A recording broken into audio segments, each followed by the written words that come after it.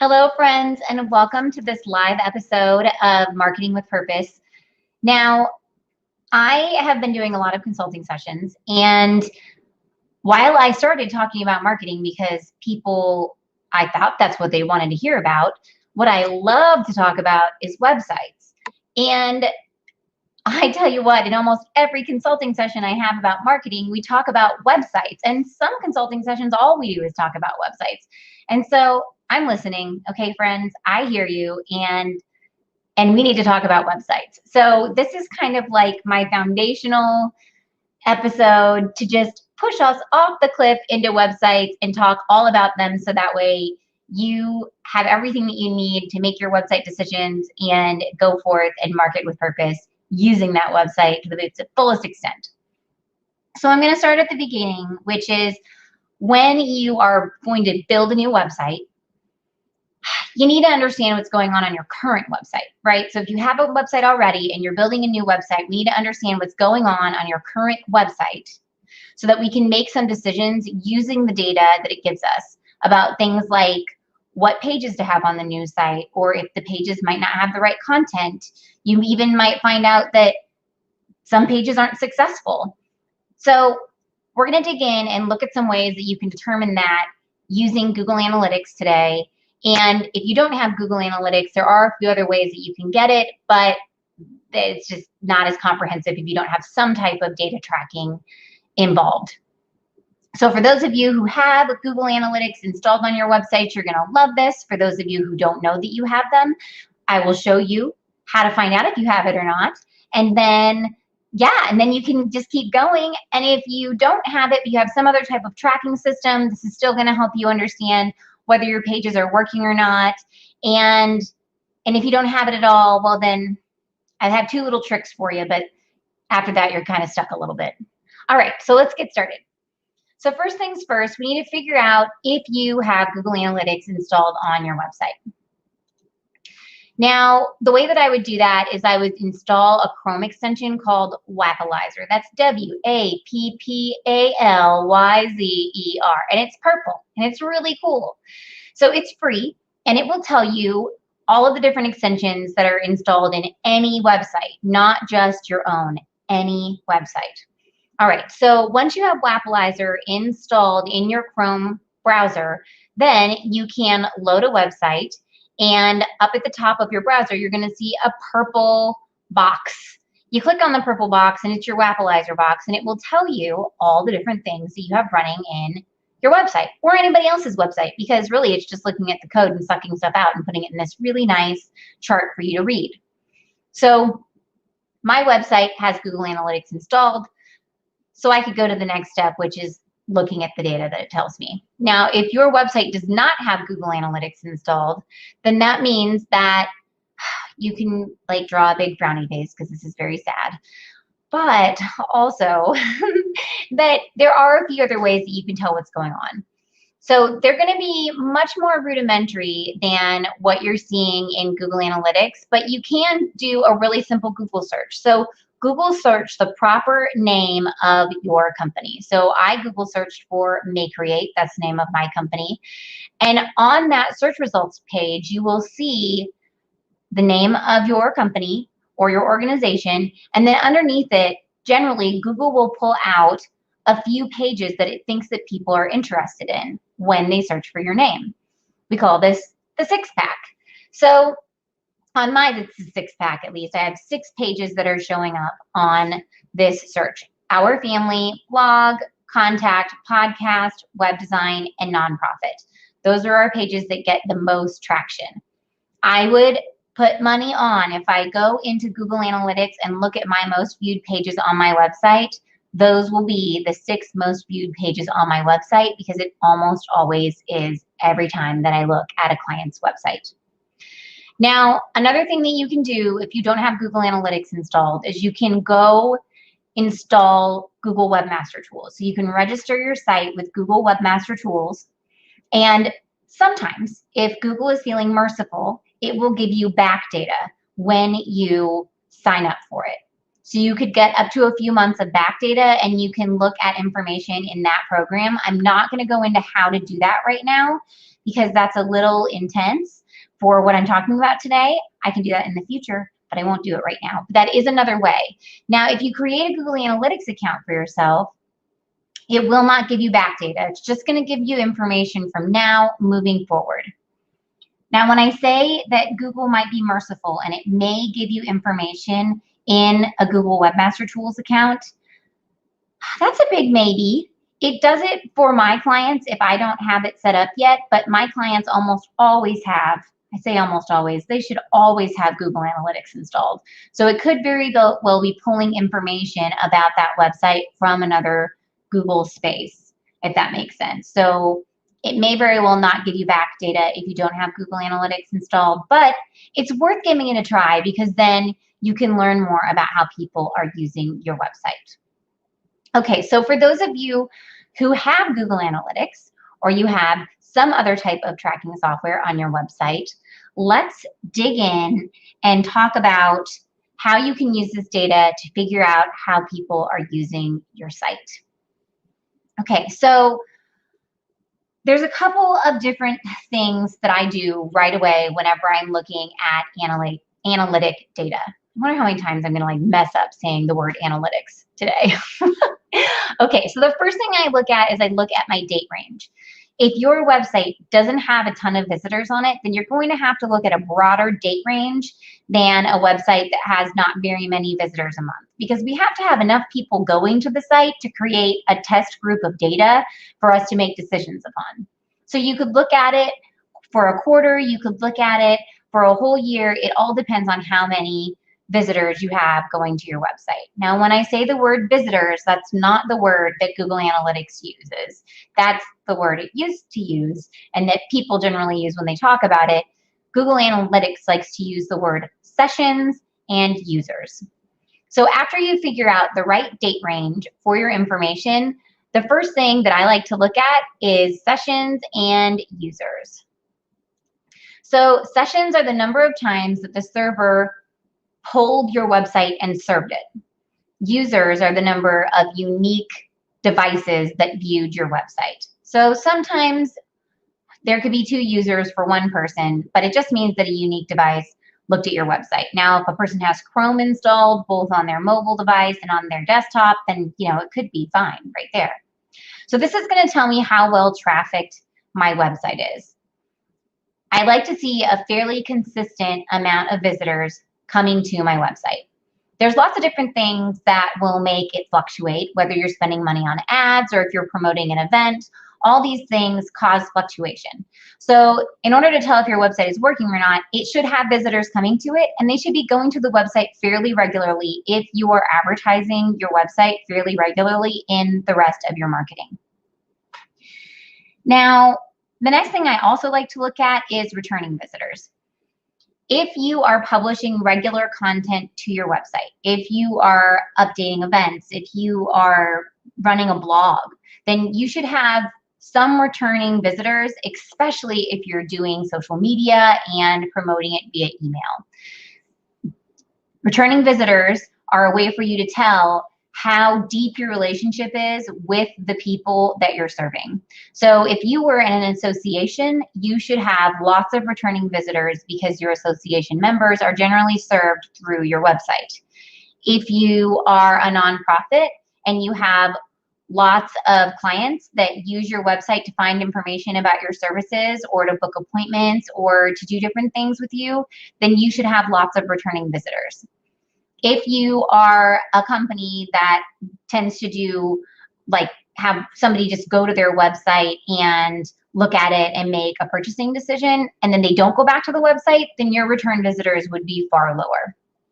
So that's one way, based on your goals, you can tell, is this website working or not? Because if you're sending out an email every single month to your audience and telling them to go back to your website and you do not have very many return visitors, then that means that your website is probably not working for you very well, or it means that your emails are not working for you very well, but at least you know where to start, right? One or the other.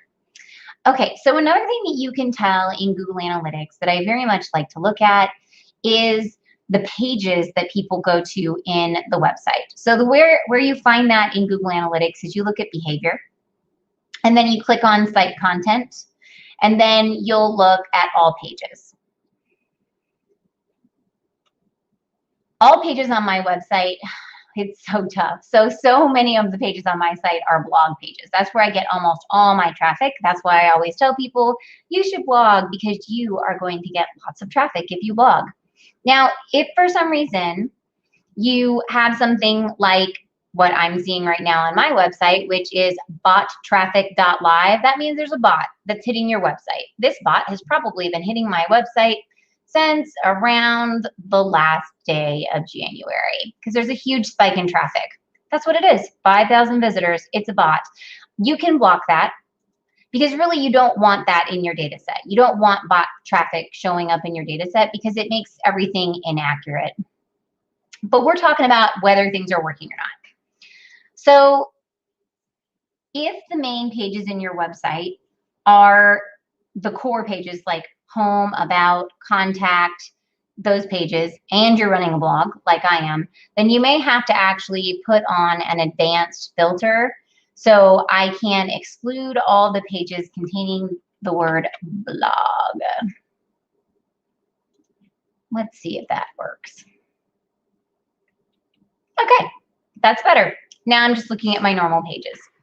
Okay, so the things that I look at with my normal pages is the first thing I do is a gut check. And like, does it seem right? Does it seem like the pages that people are going to are the ones that I think they would go to? So if I have services pages, I would think that people are going to my services pages. I would check and make sure that they are. People almost always go to your homepage. Your homepage is going to be the most visited page on your site. So I would check and make sure that the homepage is the most visited page on your site. If it's not the most visited page on your site, then something is wrong. And or you're running a blog and it's really popular, okay? Or you have a bot like I have right now. But I'm going to get that fixed. And I'm glad that we're here to see this together, because if you're having that same problem, I want to get it fixed for you too. All right. So I just take note. The things that will tell me whether these are good pages for me or not are the average time on the page. So if they are spending under a minute on the page, then it's either a very brief page or it doesn't maybe give them enough content to stick around. So on your services pages, you would think that people might want to read a little bit more if you have more than just a paragraph on them, right? So they should be sticking around for more than a minute.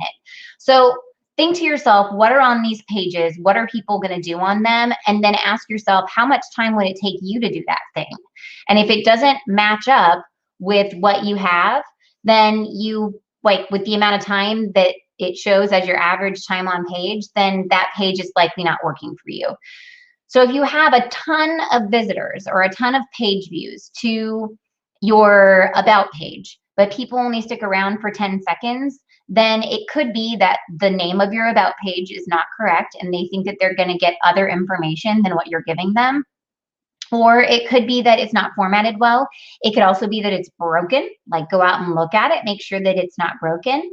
And then it could also be that it's just loading super slow and that people aren't sticking around long enough to read the content. So those are all things to look at with the different pages on your site.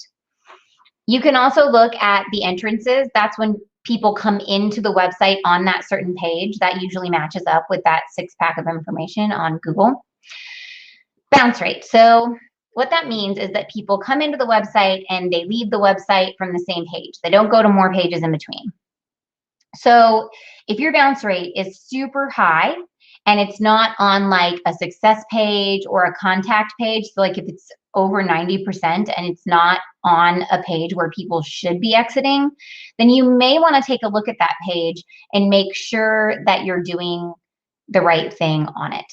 So your contact page should generally have a pretty high exit rate, but not a high bounce rate. So I just said that the wrong way. I was thinking exit rate, but I should have said bounce rate. Okay, so let's try that one more time. So bounce rate, that's when people come in and they leave on the same page as they entered. So if your bounce rate is really high, then it might be that you don't have a clear path for them to go to the next spot in line where you want them to go in your website. So go to that page if you have like a really high bounce rate. So let's say your bounce rate is, 80%, then go to that page. Did you give them a clear path of where you wanted them to go next? Or is it a page that you're sending ads to? Because oftentimes those will have a higher bounce rate. Or is it, a page that's listed in the top 6 and people are just looking for your phone number and they want to contact you. So those pages can yield a higher bounce rate because of the activities on those pages. So we just want to, it's not that there's like a bad metric, it's that we need to be able to understand like what people would do on this page to tell if it's bad or good. And then you can also look at the exit rate. So the exit rate on things that have email forms on them can be higher if there is not a secondary page that you redirect them to. So for example, if you had a contact page and people fill out the form and then it redirects them over to a thank you page, then I would expect that thank you page to have a really high exit rate because people are always going to leave from that page because they got what they wanted from you, right? Now, a lot of the times people just have a really high exit rate on their contact page in general because people are looking for a phone number and then they leave the site. So while my site does not reflect that, a lot of websites that I look at do have a high exit rate on their thank you pages and on their contact page. Okay. So the other ways that you can tell what people are doing on your site and if your site is working is by telling where they are coming from. So to understand where your audience is coming from, you would click on audience and then click on geo and then click on location. So audience, geo, location will literally serve you a map of all of the information of where visitors come from when they hit your site.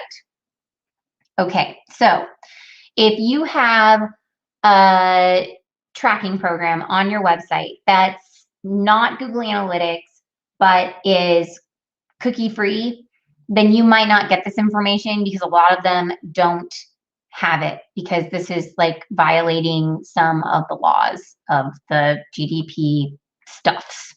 And if you don't know about that stuff, then please go back to my very first episode ever, which is what is all this cookie business? And it will explain it all to you.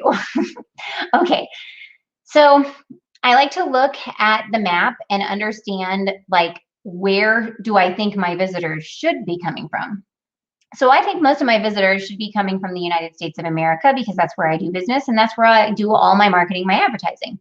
And that is where the majority of my visitors are coming from. So if I'm going to sort my data and really try to make decisions based on it, oftentimes it's really great to start by just looking at people in your area because the people who are outside your area aren't going to act nearly as good as the people inside your area on your website because they realize that you can't actually solve their problem for them. You don't provide services in their area. So if you are a national provider and you work nationally all through the United States, then you can just click on United States. Now, if you are a statewide provider, then you can look at it just for your state. So I could look at it just for the state of Missouri. Now, when you look at your state data, look and ask yourself, like, where are these people coming from, right? Because if you just do work in the state of Missouri and all your visitors are coming from California, then that's not a good sign, right? That means something's going on there. It might not be anything that you can fix, but it might be that you're just not doing a very good job with promoting your site or that your search engine optimization is low. So taking a look at that and understanding where they're coming from is important. And then also you should notice that people behave far more favorably closer to you if you are a regionally located organization or company. All right, so next thing is where did they come from? Like not physically where did they come from, because we just talked about that, but like what brought them to your site. So that would be underneath acquisition. So underneath acquisition, if I click on all traffic, then you can choose channels, tree maps, source medium, or referrals. I like source medium because it gives me a lot of information. Now, this is broken down by each type of source or medium. So when you look at source medium, it could have multiple different types of Facebook traffic, for example.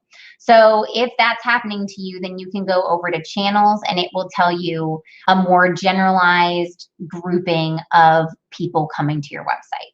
So it tells you organic search visitors, referral visitors, direct, email, social, and paid search. Now, while this does not tell me, well, it does tell me how people are behaving on my site because that data is shown and it will tell me, whether or not they're behaving favorably based on the determinants that we talked about earlier. It only kind of tells me if my site is working because it's also a great measurement of whether those mediums are working. If I send out thousands of emails a month and only 10 people got to my site via email, then that means that something's not right. That means that my emails aren't really working. And I probably need to go over and look at my email data and figure out what's going on there. Or if I post a billion social posts and I only have 10 people visit my website from social media, then that's not working either. But once again, you look at these and then you can also see how people got to your website, like what page they visited for those different mediums. You can also see what keyword they used if you click on organic, and this will help you understand like what is bringing people in.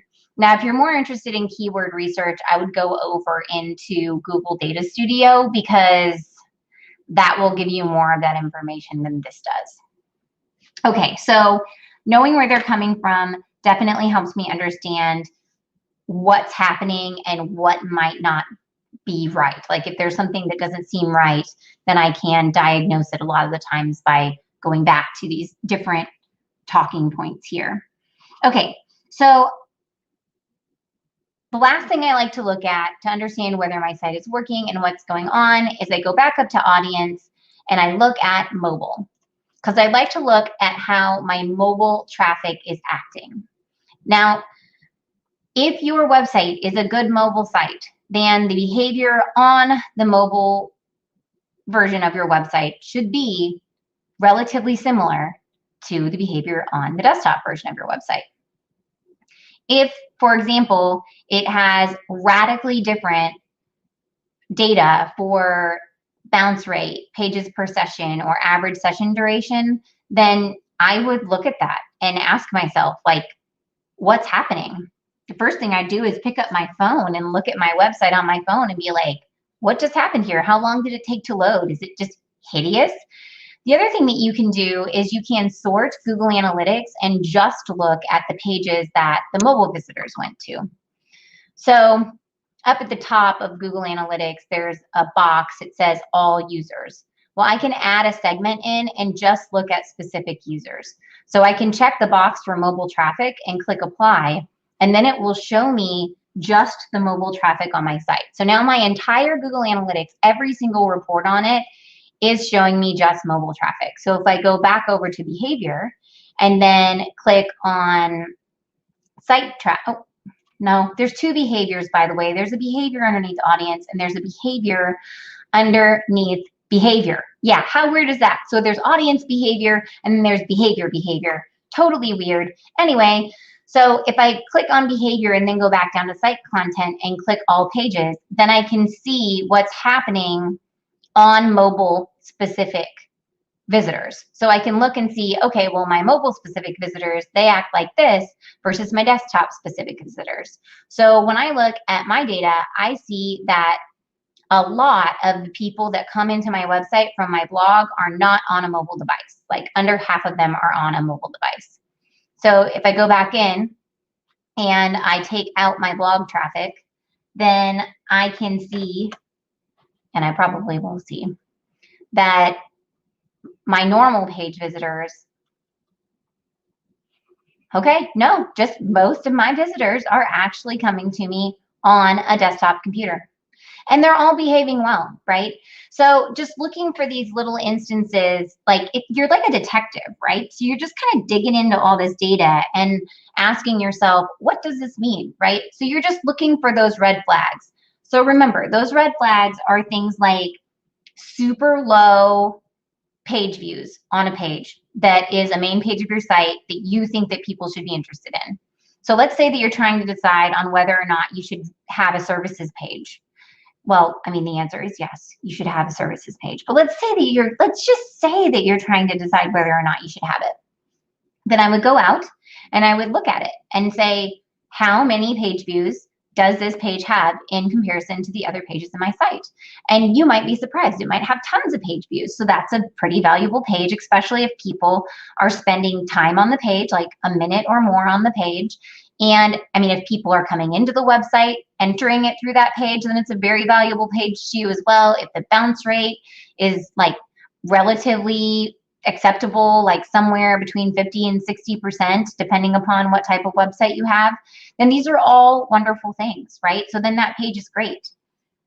Now, one thing I see a lot of people doing is they'll have a page that they put all their testimonials on, but they won't have their testimonials listed throughout the rest of their site. This is the page that I would question for you. Do you need this page? I would go out and look at it. How are people behaving on it? Do they even go to that page? Another page that I find that people will tell me that they want to get rid of, which I argue with them tooth and nail over, is their contact page. They'll be like, I don't think I need a contact page on my site. And I'm like, oh, no, you need a contact page. So go out to your Google Analytics and look at that. Do people go to your contact page? How long do they spend on it? What do they do? Like, because if you've got over half of like if you half the people that go to your homepage also go to your contact page, then you need a contact page. Don't just stick it at the bottom of every page. Like, leave it there. You're not hurting anything with it. Okay, so let me quickly recap some of the things that I just talked about today to give you some ideas of when you look at your Google Analytics data to register whether or not the stuff on your site is working. These are the things to look at. So first off, to figure out if you have Google Analytics installed on your website or not, you're going to download a Chrome plugin or app, whatever you want to call it. It's actually an extension, a Chrome extension called Wappalizer, W-A-P-P-A-L-Y-Z-E-R. Get it installed in your browser and then open up your web page and click on that purple box up at the top of your Chrome browser, and it will tell you what you've got installed. From there, if you don't have it, you can Google search for your name, and it'll give you the pages that it thinks, Google will show you the pages that it thinks are most important in relativity to your business or organization. If you're feeling lucky, go sign up for Google Webmaster Tools because you can get some good information in that too. And maybe you'll get some really good information on it. It could give you back data. It sometimes gives me back data. It doesn't always, but sometimes it does, which is amazing. Okay, now if you do have Google Analytics or another type of tracking program, I would dig in and I would look at the number of people visiting your site. Make sure that you're looking at it for an adequate amount of time. You can't make decisions when you've only got 10 people coming to your website a month. You need more visitors than that to start making decisions, because those 10 people are not enough people to make decisions with, okay? We need more people. And that, if it's super, super low, then you've got another problem there, right? And thank goodness you're building a new website.